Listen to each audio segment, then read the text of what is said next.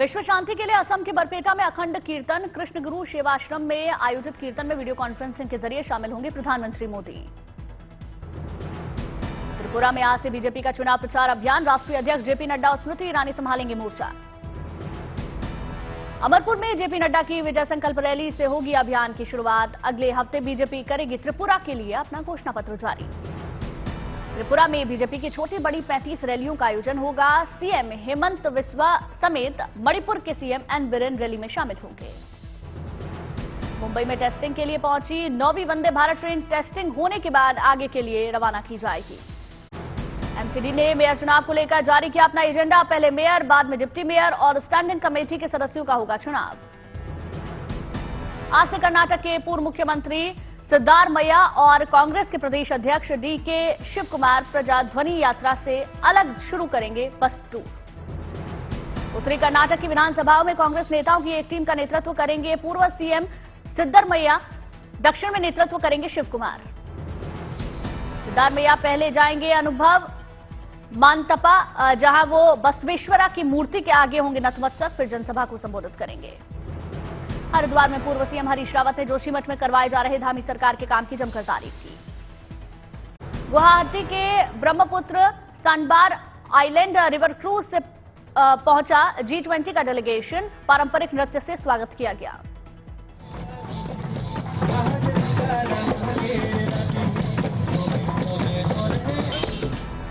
अगरतला में सीएम माणिक साहा इन दिनों त्रिपुरा के आगामी चुनाव की तैयारियों में जुटे। सीएम ने डोर टू डोर कैंपेन कर आम जनमानस से बातचीत की। आगरा में 12 फरवरी को पहुंचेगा G20 का डेलीगेशन। मेहमानों के आने पर एक दिन के लिए बंद रहेगा ताजमहल और आगरा फोर्ट। दिल्ली में सीएम शिवराज सिंह चौहान ने किया नए मध्य प्रदेश भवन का उद्घाटन। सीएम ने कहा, इस नए भवन में दिखेगी मध्य प्रदेश की संस्कृति की झलक। रत्नागिरी में विधान परिषद की शिक्षक निर्वाचन क्षेत्र से चुनाव में बीजेपी और बाबा साहेब शिवसेना गुट के प्रत्याशी ध्यानेश्वर म्यात्रे की जीत के बाद पार्टी कार्यकर्ताओं ने पटाखे फोड़कर जश्न मनाया।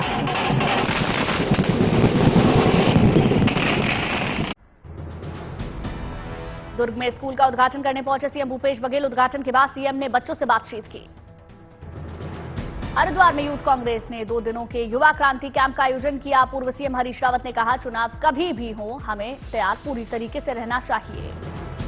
कोलकाता में भ्रष्टाचार के खिलाफ सड़कों पर उतरे बीजेपी कार्यकर्ता। बीजेपी कार्यकर्ताओं ने रैली निकालकर करप्शन के खिलाफ नारे लगाए। दिल्ली में केंद्रीय गृह मंत्री अमित शाह ने सहकारिता मंत्रालय, नाबार्ड और CSC e governance services India के बीच समझौता ज्ञापन पर हस्ताक्षर समारोह को संबोधित किया। गुजरात के राजनंदगांव में विशाल किसान अन्नदाता सम्मेलन में छत्तीसगढ़ के सीएम भूपेश बघेल ने शिरकत की। चंदूलाल चंद्राकर की मूर्ति का अनावरण करेंगे। हैदराबाद में एक दिव्यांग ने स्नैक्स की दुकान शुरू कर पेश की मिसाल। सड़क हादसे में स्पाइनल कोड में आ गई थी चोट। डिप्रेशन से बाहर आने के लिए शुरू किया बिजनेस। जोधपुर में G20 इंडिया के तहत पहली रोजगार कार्य समूह की बैठक का आयोजन हुआ। सांस्कृतिक कार्यक्रमों के साथ स्वागत किया गया।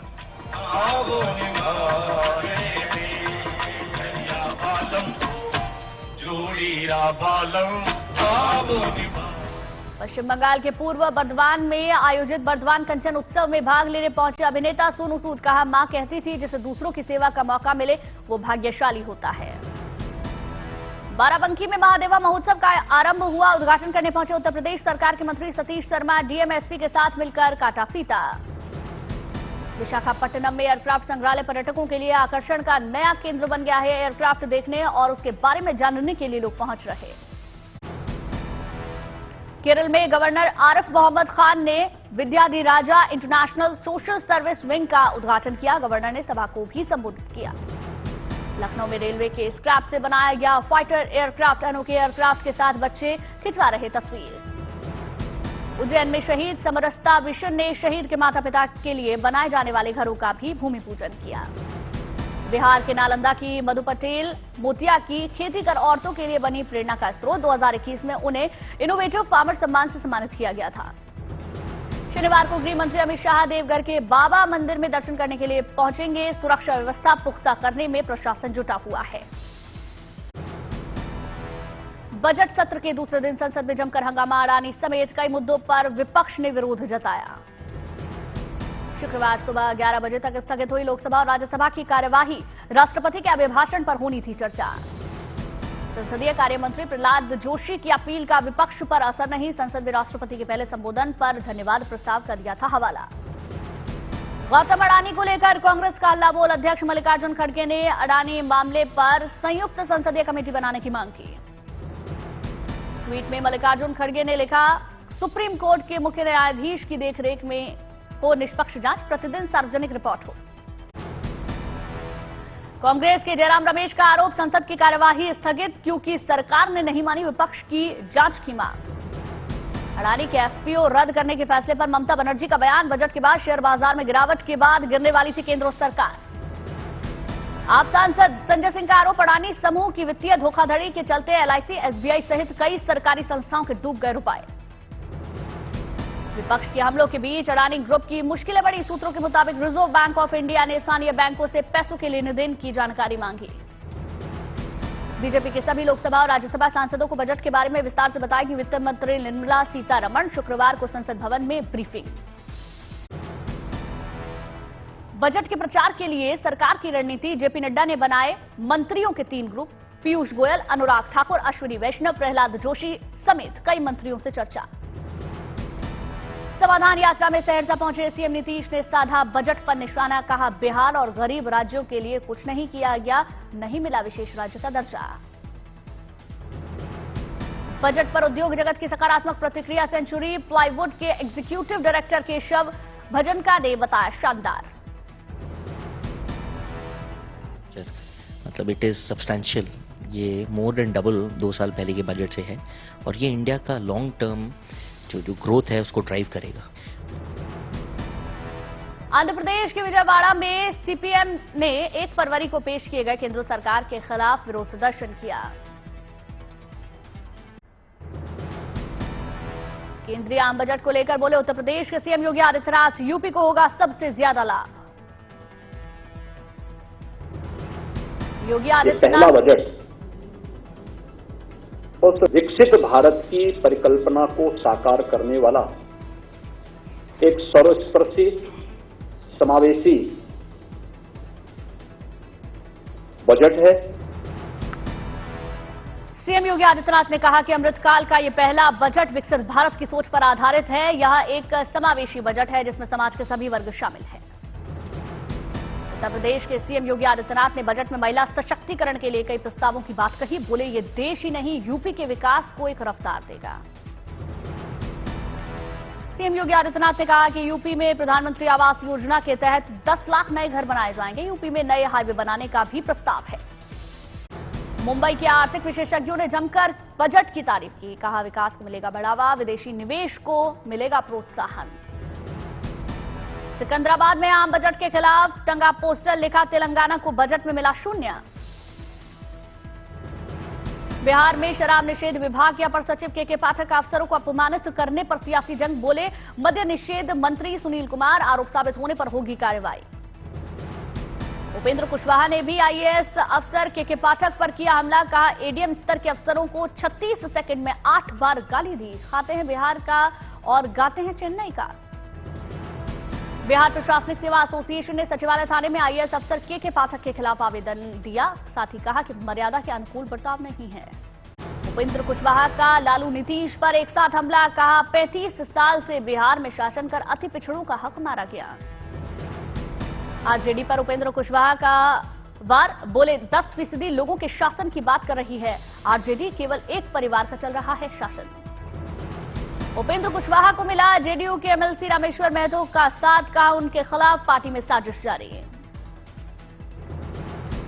विवादों में रहे आरजेडी विधायक सुधाकर सिंह के पटना स्थित सरकारी आवास में चोरी। पुलिस थाने में दर्ज कराई गई शिकायत। जेपी नड्डा त्रिपुरा के अमरपुर से शुरू करेंगे प्रचार अभियान। कल ही राज्य में बीजेपी की छोटी बड़ी 35 रैलियां। दिल्ली के सीएम केजरीवाल ने फिर साधा एलजी पर निशाना। कहा, जानबूझकर रोकी फिनलैंड जा रहे शिक्षकों की फाइल। दिल्ली शराब घोटाले पर ईडी की चार्जशीट में आम आदमी पार्टी पर बड़ा आरोप। घोटाले से मिले पैसों का इस्तेमाल गोवा चुनाव में करने का जिक्र। पहली बार केजरीवाल का नाम। केजरीवाल ने ईडी की चार्जशीट को बताया कोरी कल्पना। कहा, सरकारों के अस्थिर करने के लिए प्रवर्तन निदेशालय का इस्तेमाल। सभी दावे झूठे। बीजेपी नेता मनजिंदर सिरसा ने केजरीवाल को कहा कट्टर बेईमान। कहा मनीष सिसोदिया की सहमति से दिल्ली से गोवा पहुंचा पैसा। आरोपी विजय नायर केजरीवाल का राइट हैंड। पंजाब में 2024 का लोकसभा चुनाव साथ लड़ेगी अकाली दल और बहुजन समाज पार्टी। मायावती ने ट्वीट कर जानकारी दी। नेपाल से अयोध्या पहुंची 2 शालिग्राम शिलाओं का भव्य स्वागत किया गया। राम मंदिर ट्रस्ट को पूरे विधि विधान के साथ शिलाओं को सौंप दिया गया। अयोध्या के रामकार सेवकपुरम में शालिग्राम शिलाओं को देखने के लिए लोगों की भीड़ उमड़ी। गूंजे जय श्री राम के जयकारे। राम मंदिर ट्रस्ट के सचिव चंपत राय ने नेपाल सरकार का शुक्रिया किया। कहा माता सीता के मायके से शालिग्राम शिलाओं का आना सौभाग्य की बात। परमहंसाचार्य ने राम मंदिर ट्रस्ट के महासचिव चंपत राय को दिया विरोध का पत्र। कहा शालिग्राम शिलाओं को तोड़ना धर्म के खिलाफ। अयोध्या पहुंची शालिग्राम शिलाओं को लेकर वाराणसी के भूगर्भ शास्त्री प्रोफेसर बीपी सिंह का बयान। संरक्षण के साथ लाखों वर्षों तक सुरक्षित रहेंगी मूर्तियां। हिंदू धर्म में शालिग्राम पत्थर की विशेष अहमियत। 33 तरह के शालिग्राम पाए जाते हैं। आस्था का प्रतीक है शालिग्राम शिला। मान्यता के मुताबिक 24 शालिग्राम भगवान विष्णु के हैं प्रतीक। 24 एकादशी व्रत से है इनका सीधा संबंध। मान्यता के मुताबिक गोल शालिग्राम भगवान विष्णु के गोपाल रूप का प्रतीक। मछली जैसा शालिग्राम मत्स्य अवतार का प्रतीक। कछुए जैसा शालिग्राम कच्छप अवतार का प्रतीक है और पूर्ण शालिग्राम में भगवान विष्णु के चक्र की आकृति बनी है। ज्यादातर शालिग्राम पत्थर नेपाल के मुक्तिनाथ क्षेत्र में काली गंडकी नदी के तट पर ही पाए जाते हैं। नेपाल के सालग्राम गांव से अयोध्या ये शालिग्राम के जो पत्थर हैं लाए गए हैं। आरएसएस के सरकार्यवाह दत्तात्रेय होसबोले का अहम बयान। कहा मजबूरी में बीफ खाने वालों के लिए अहम दस्तावेज बंद नहीं। हिंदुस्तान में रहने वाले सभी लोग हिंदू।